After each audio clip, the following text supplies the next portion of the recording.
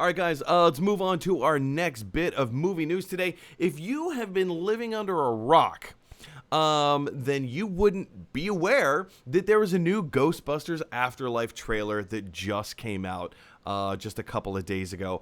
And having seen this trailer multiple times, both on my behalf and Eric, and I can see that massive smile on your face, I am totally digging this trailer. I know there's a huge controversy going online right now that, some people are saying, oh, rah, rah, rah, rah, and having their own rah, rah, rah points of discussion about it. I, on the other hand, this just gets me excited. To me, granted, the filmmaking style has been updated. It doesn't feel the same way the Ghostbusters 1 or 2 does, because guess what? It's a different director, even though it's the son of the original Ghostbusters director. Yeah, it's going to be a little bit different. It's going to feel a little bit more modern. Cinematography has much more natural lighting than the originals did, and that's fine. But the spirit, to me, is still there. The CG feels in line with what the original was. The music feels in line with what the original was. And the story, it's a story about heart. It's not a story about busting ghosts. It's a story about discovering who you are. And we get a little bit of a small sense of that in this trailer. Man, Eric, I know that you've watched this trailer on repeat a few times. What are your knee-jerk reactions? No, of course not. What are your knee-jerk reactions? And do you think that fans who are poo-pooing on this trailer aren't giving it a fair shakedown, or are you and I deluding ourselves a little bit? I'm sure. No question. First off, I do love Ghostbusters. In fact, for this weekend's backyard movie nights we've been doing here at the house since last summer, we're doing Ghostbusters, the original, just because of the honestly, it was honestly because of this trailer. And here's the reality: I love trailers. Overall, there's something really delightful about them because they have an ability to tell a story in a small moment, and they have an emotional impact. The purpose is to get you invested. And some people make trailers wonderfully, and some do a really horrible job at it. And I went back and I watched the first Ghostbusters Afterlife trailer because there's a few parts that I really liked about it, and I wanted to sort of just do a quick view and comparison. And rewatching the first one, it's a reveal. There's a reveal. It's you don't actually know it's Ghostbusters until about halfway through. Correct. When the trap shows Correct. up. But it feels like a horror movie watching that until you realize it's a Ghostbusters movie, and then the mood slightly changes. In this one, what this feels like is a reminder that what Ghostbusters was. And I think in the title, we've got Afterlife. We've got some hints at a character that is long dead anyway, as the actor is, unfortunately. There's a lot of stuff that implies the past. And I think if we're smart as consumers, as enjoyable people, as people who are watching these delightful films or fans of the service, that instead of remaking, instead of revisiting or retelling the same story, we're moving on. And I think it's a smart move to not go the kids. We're going the grandkids route. We're letting the kids be the ones who are the bridge between the two worlds of past and present. But we're jumping 2 generations, right. or whatever that is, which I think is a really smart move. It allows us to, as fans, to get these little hints and snippets. And from what I can gather from this wonderful trailer, because I think you're right, the visuals are a total homage and connection to the original series. I think we're getting the original villain back. I think we're getting Zool, and I think we're going to see a real nice bookend.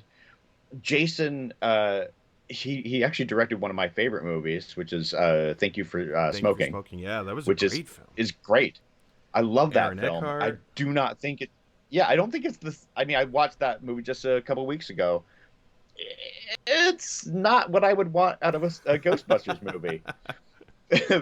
And I read a quote just yesterday about the fact that when asked about taking it over, he's like, I don't know, my movies aren't that. but I think that he's got the feeling of it. And based on the trailer, based on the music, based on the look, I feel like we're going to get a good story, like you said, Yeah. about people, not about killing ghosts or busting ghosts. Yeah, no, I Sorry. totally agree with that. In that, like, this is and I've never done the side by side comparison to say like, oh, the original trailer, sorry, the original trailer, but like the first trailer that came out was a little bit more like horror esque, and then it makes a turn. But yeah, same thing with Jason Reitman. Like, he's an accomplished director. Up in the Air was a fantastic film. Like, he's done some really great. He's proven himself as a great filmmaker, as a great storyteller. And I don't want to say anything too negative about Paul Feig. Paul Feig is he's a great storyteller as well. His comedic chop, like, look at how many episodes of The Office that he directed. Look at how many, right? Look at how many. Yeah. Oh, he's a great incredible. director. Like, The Heat is probably my favorite. 6 Feet Under. Yeah, 6 Feet Under. Awesome. Spy. Curb Your Enthusiasm. I didn't mean 6 Feet Under, but maybe he did that too. I wouldn't be surprised. I didn't realize that he did Curb. I think he directed a couple Curbs. I can't remember. I mean, who knows? He's an accomplished director as well, but I feel like he did give his actors a little too much leash. He gave them a little too much leash, right? And yeah. And that movie kind of became a little bit more about the thing as opposed to the people.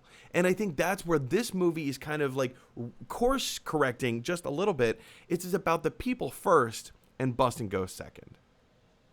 If you look at like the first Ghostbusters movie, the actors that took on those roles and the writers, as the same people, knew their spot, knew in a very comedic sense, right? You have a very set style of character. You've got the nerdy one, you've got the popular one, you've got the down to earth one, you've got the conspiracy theory one, because Dan Aykroyd can't play anybody else unless he's doing that, but he does it phenomenally. Archetypes, yeah.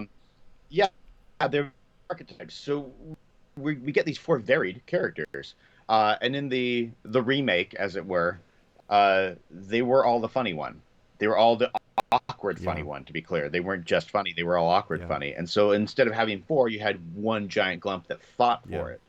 And in this, I'm really hoping we still get, once again, a diversity of characters. And we kind of see it in the trailer, where there's the hint that one's not fitting in because she's nerdy, one's popular because he's got, he's the cool kid who ends up finding the girl, and they're gonna, very Goonies-esque.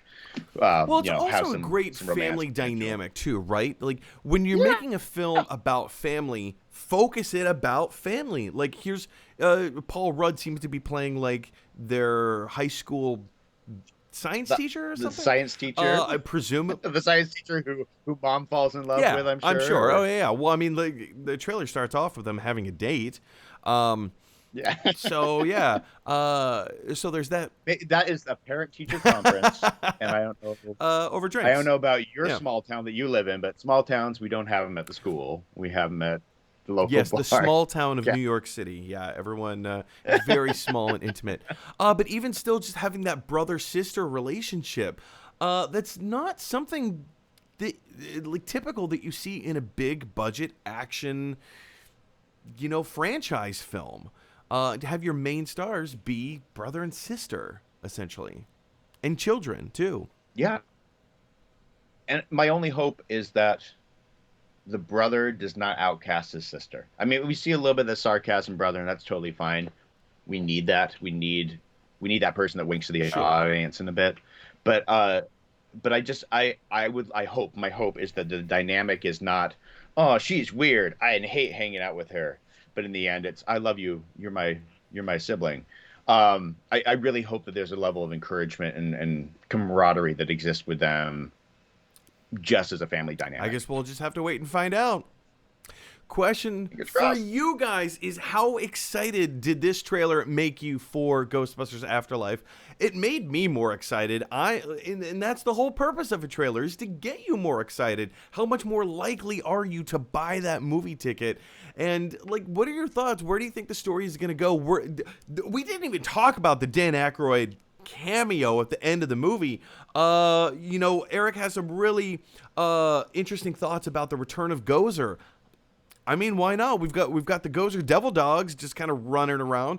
We see the return of Slimer, who looks slightly different. Is it actually Slimer? I don't know. What are your thoughts? I hope not. You hope not? I hope not, just because of the coloring. It's like a post-editing scenario. I'm like, if you're gonna do Slimer, do it right. And the face looks So a my little hope different is- too. So Yeah, it I don't looks a know. bit different. I don't know.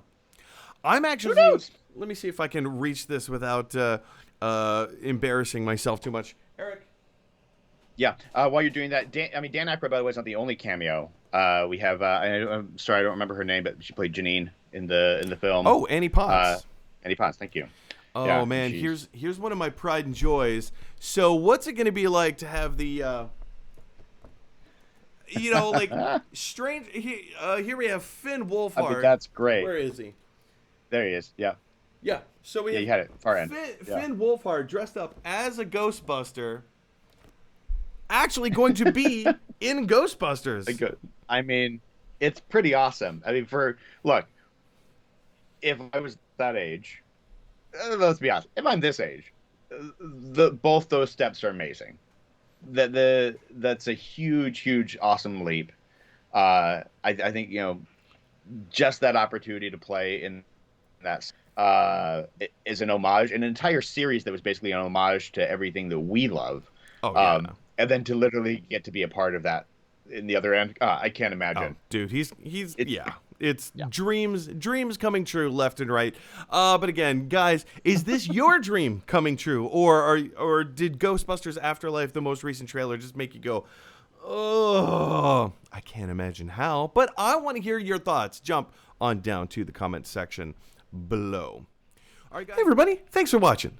If you like this video, click like. If you really like this video, click subscribe.